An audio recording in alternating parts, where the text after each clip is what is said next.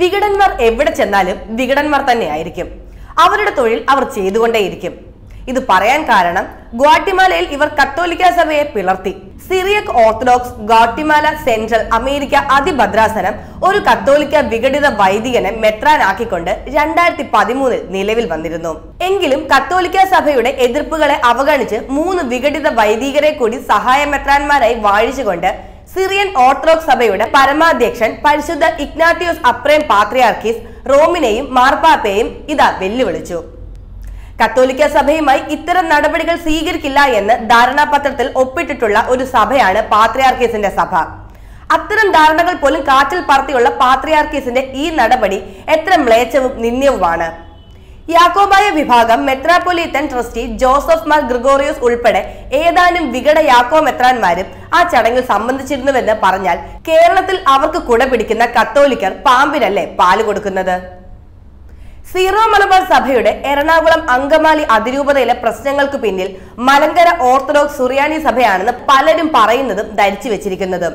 ഗ്വാട്ടിമാലയിലെ ഈ ഒരു സംഭവത്തോടു കൂടി സീറോ മലബാർ സഭയുടെ എറണാകുളം അങ്കമാലി അതിരൂപതയിലെ പ്രശ്നങ്ങൾക്ക് പിന്നിൽ സിറിയൻ ഓർത്തഡോക്സ് സഭയുടെ ശീമോനിയർ എന്ന യാക്കോബിയ പാഷാണ്ഡരാണെന്നതിൽ ഇനി ആർക്കെങ്കിലും സംശയം വേണോ?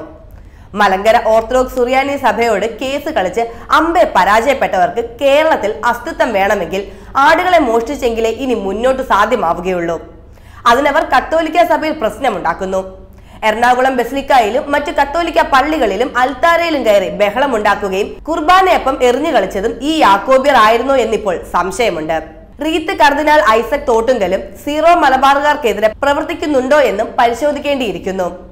സന്ധ്യ സംഭാഷണത്തിനായി സീറോ മലബാറുകാരുടെ അടുത്ത് ചെന്ന തോട്ടുങ്കലിനെ അധിക്ഷേപിച്ച് വിട്ടുവെന്ന് പരക്കെ ഒരു സംസാരമുണ്ട്.